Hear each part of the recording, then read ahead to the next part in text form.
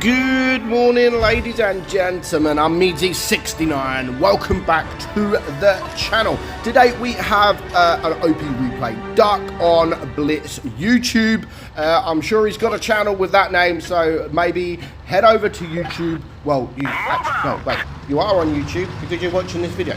So head over to his channel, give him a subscribe. So I was actually just going to use this replay as a normal OP replay, you know, with no commentary, you know, and just put on there. But I thought, you know what, this deserves its own video. It deserves its own video because it is a classic, an absolute classic of how to play light tanks. And our guy Duck plays this like absolutely brilliantly, more so towards the end than the beginning. But this is how, guys, you should be playing light. So look what he's doing. I mean, the Sheridan hasn't got the greatest of DPMs. It's got a long reload.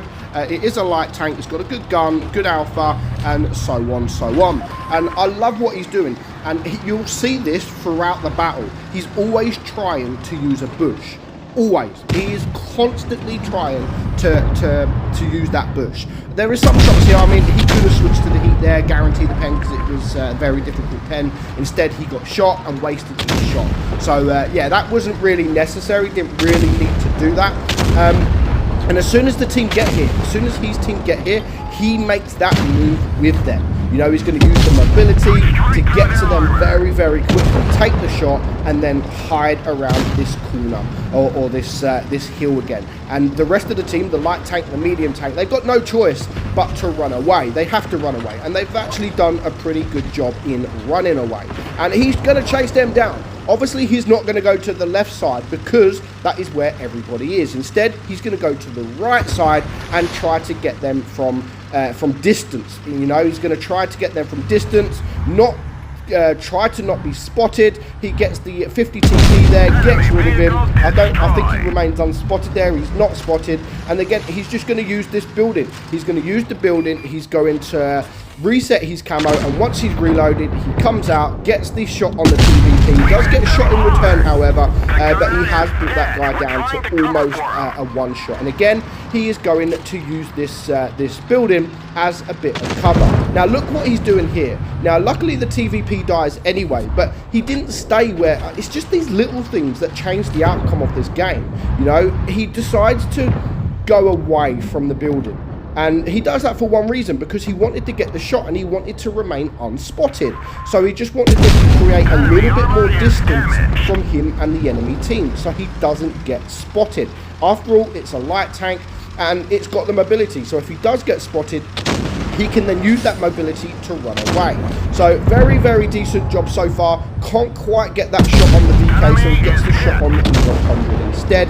And again, he's always got cover. He's always trying to find cover.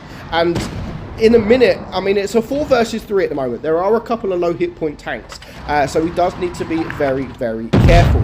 And now it is a 3 versus 3. Tries to get that shot on the VK, doesn't quite do it. He gets spotted, so he has to do one thing now, and that is get the frick out of there. Get the hell out of there. And this is where he becomes an absolute pro in this game. He's going to play from distance, and he is just going to use the view range, you know, and the light tank, the mobility to take this to the next level, like the end. So we know that there is a Sheridan on the enemy team. It's a 2 versus 3. He really needs to take care of that Sheridan. Now the Sheridan has been spotted and he still hasn't been spotted. Gets the shot on the Sheridan, backs up. Hopefully he shouldn't be spotted, which he's not. And again, after he's shot, I always say a light tank, you need to spot the team, relocate, coming from a different angle. This is exactly what this guy is about to do. So he knows that these guys are coming up. He knows that they are around this side of the map. And again, he's knocking down the tree. He's going to try and use that for a bit of cover. Takes the shot. And again, he's going to get the hell out of there. Now, at this point, the E100 knows that he's been shot from this side of the map, or around this side. So what's he going to do? Relocate. Now, the only thing he needs to be very careful of is the time and the hit points of the enemy team. It doesn't help that he's up against 2 super heavies that have just infinite freaking hit points. So again, he's coming in from a different angle because this is not where the E100 got shot from. So they're not going to expect he is there. So he takes the shot, again, backs up, and then he's going to come in from a different angle again. So the E100 now thinks he's at the bottom. And see what he did there again? He used the bush as well, and then again, he's going to make that move. Absolutely brilliant play. Like, he thoroughly deserves the damage that he's going to get, and I will confirm that he confirmed it in the email that this game was his highest ever damage. And I love the fact that he right now is ignoring the VK, completely ignoring the VK. There's no point going for the VK. Clear one tank and then you might have a chance. If he starts going for the VK, then you're just leaving 2 tanks alive. But look what he's doing again. He's relocating. He got spotted. They know where he is, so he's just going to relocate. And again, coming from a different angle. It's just such a brilliant play. And he's going to now spot, hello E100, you have no idea where I am, and he gets the shot.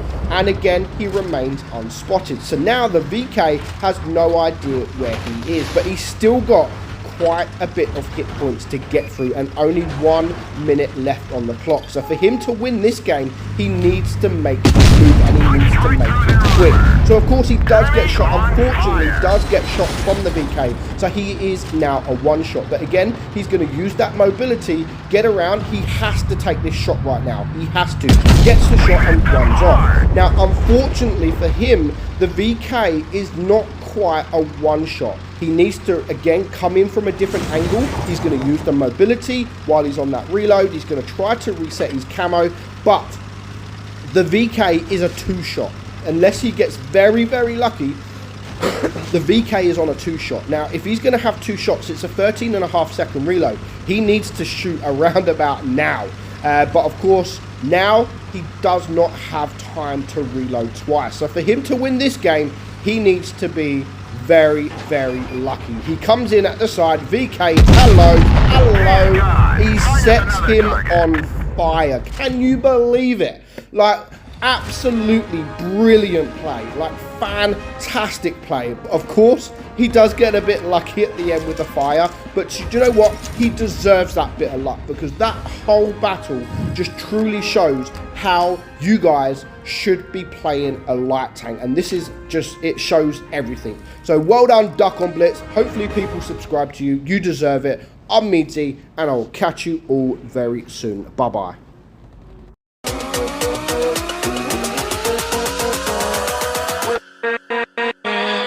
With